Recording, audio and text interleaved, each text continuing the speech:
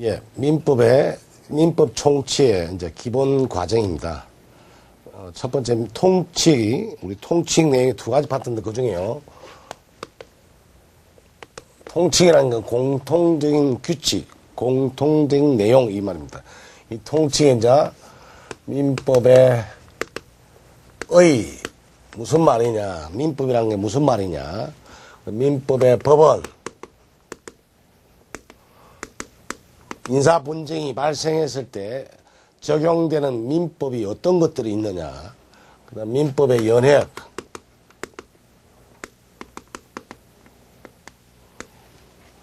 그 다음에 민법의 해석, 민법의 효력, 이런 것이 이제 첫 번째 통칙 내용입니다. 그 중에 이제 요 부분이 중요하다고 그랬죠. 요거에 이제 거의 한 문제 정도 출제되고, 나머지는 뭐 출제 가능성이 높지가 않습니다. 민법에 그 전에 민법의 기본 원리도 있죠. 민법의 기본 원리. 우선 민법의 파트예요.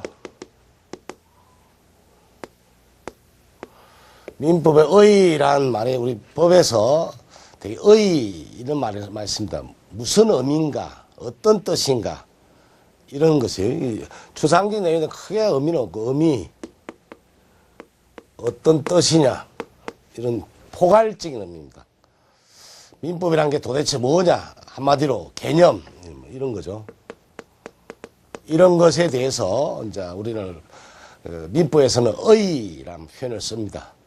민법에 말 그대로 민법은 개인 상환에, 개인 문쟁 간에 일반 사법관계에 적용되는 법을 민법이라고 합니다. 이 민법을 의에는 다시 두 가지를 내용을 갖고 있습니다. 민법의 법원의 법체계적 지위. 법체계적 지위란 말은 제가 좀 붙인데, 민법이 어떤 위치에 있느냐, 공법이냐 사법이냐, 또 사법 중에서 일반 사법이냐 특별사법이냐, 또 일반 사법 중에서 실체법이냐 절차법, 이런 법의 소속, 어떤 위치에 있느냐, 법 소속의 개념이고, 타이틀은 그렇게 중요하지 않습니다만은 민법이 어떤 위치에 있는가를 보는 거고, 또 민법을 파악하는 보는 시각. 민법이란 게 도대체 뭐냐? 보는 시각에 따라서 이제 형식적으로 파악할 것이냐, 실질적으로 파악할 것인가. 즉, 형식점이 민법이냐, 실질점이 민법이냐. 크게 두 가지는. 그래서 이 두 가지 내용인데, 간략히 보면 이 부분은 이제 그 민법의 법원을 보기 위해서 기초 개념입니다. 이 부분은 깊이 들어갈 것이 아니라 간략하게 보면 됩니다. 그래서 민법의 이제 첫 번째, 민법의 법 체계적 지위.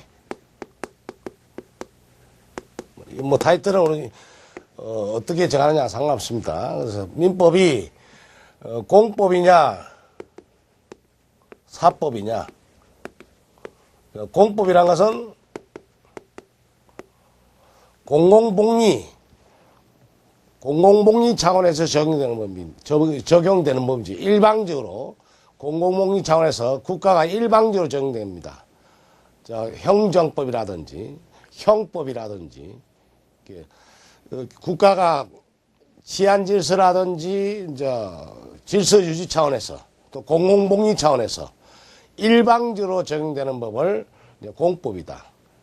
공법이 대표적인 게 행정법, 형법, 헌법 이런 것들이 이제 공법이죠. 공법에 관한 문제가 이제 국가 일방적으로 이제 건축법 같은 거요. 행정법의 대표적인 또 건축법인데, 건축법에 이제 건축 허가를 받는데 안 해준다. 그럼 소송이 걸리면 구청이나 국가를 상대로 이렇게 소송을 걸죠. 그러면 그 절차가 행정소송법입니다. 행정소송법은 이제 민사소송과 달리 특수성이 있다. 그래서 공법은 그런 법이고, 사법은 개인 간의 분쟁에 관해서 적용되는 법이죠. 개인 상환에 합의가 되는데 합의 사항을 이행하지 않는다든지, 개인 사관에 적용되는 법을 우리는 사법이다. 사법에 관한 문제가 발생하면 민사소송을 가는 거죠. 민법은 공법과 사법 중에 어디에 해당하느냐? 사법에 해당한다는 거죠. 사법에. 사법에. 사법에는 다시 일반 사법이 있고 특별사법이 있습니다. 말 그대로 일반 사법은 일반적으로 적용된다. 모든 사람, 모든 종류, 사람이 누구냐 상관없이 또는 어떠한 사건이냐 상관없이 일반적으로 적용된다라는 것이고, 특별사법은 특정한 사람끼리 또는 특정한 사건에만 적용되는 거. 이걸 특별사법이다. 그러니까 근데 이 특별사법에는 이제 특정한 사람끼리 적용되는 것이 이제 상법이고요. 또는 특정한 사건에만 적용되는 것이 엄수표 법이라든지 해상보험법, 해상에 관한 이제 부분, 이런 것이 특별사법이죠.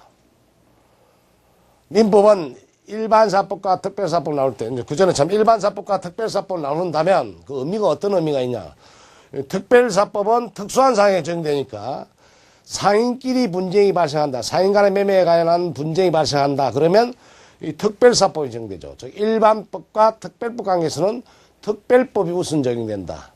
특별법이 없는 부분에 대해서 일반사법이 보충적으로 적용된다는 뜻이죠. 근데 이 둘 중에 민법 어디에 해당하느냐? 일반사법에 해당합니다. 또 하나, 우리 법을 실체법과 절차법을 나누면요, 수가 있는데, 이제 실체법은 어떤 거냐? 그 내용이 실체가 있다는 말이죠. 말 그대로 어떤 내용을 가지고 있다는 거죠. 민법 측면에서 어떤 거냐? 권리 의무의 발생 요건과 그 권리 의무의 내용을 규정한 것이 실체법이죠. 권리 의무의 발생 요건과 그 권리 의무의 내용을 정해놓은 법이 실체법이고, 절차법은 그 발생한 권리 실현 절차죠. 권리 실현 절차. 민사소송 같은 게 대표적이죠. 민사소송. 그 권리 발생을 실현하는 절차. 또 강제집행. 이런 것들은 이제 우리가 절차법이죠. 발생된 권리를 실현시키는 절차를 절차법인데, 우리 민법은 이걸 실체법에 해당한다. 이건 민사소송법에 해당되죠. 이 실체법은 대개 상법이라든지 형법이든 실체법은요, 그 어떤 의미를 기능을 가느냐면요, 사람들이 이것에 따라서 계약하면 보호를 해주겠다. 형법 같은 것도 사람을 살해하지 마라. 250조에, 형법 250조에 사람을 살해하지 마라. 살해하면 사형, 무기징역 5년 이상의 유기징역에 처한다. 유기징역에 처한다. 이렇게 되어 있어요. 그러니까 사람을 살해하지 마라. 살해하지 않으면 보호를 받는 거죠. 형동을 하는 규범적 성격이다. 이러한 지침에 따라서 행동하면 보호를 해주겠다. 민법적으로 하면 매매계약을 체결해야 매매대금을 받을 수 있습니다. 물건을 공짜로 주겠다. 증여계약 같은 것은 돈을 받을 수가 없어요. 또 물건을 빌려줄 때 임대료를 받으려면 임대차 계약을 해야죠. 공짜로 빌려주는 사용대차 계약을 하면 임대료를 받을 수 없습니다. 그래서 민법에 정해진 내용대로 해야 보호를 받는다.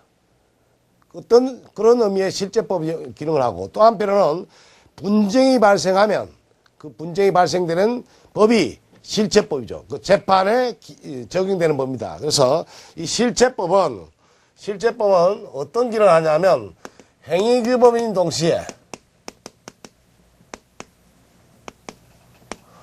재판규범 기능을 한다는 거예요. 참고로 이제 실체법과 절차법을 나눌 때 그런 의미다라는 거죠. 우리 민법이 어떻게 소속되어 있냐? 민법은 결론적으로 민법 법체계는 공법이 아니라 사법이고, 사법 중에서 일반 사법이고 실체법이다. 이렇게 되는 거죠. 이것을 논의하는 의미는요, 민사사건이 적용되면 민법이 적용되지 않습니까? 따라서 민법이 적용돼야지 공법이 적용돼서는 안 되고, 상법이 적용돼서는 안 되고, 민사소송법이 적용돼서는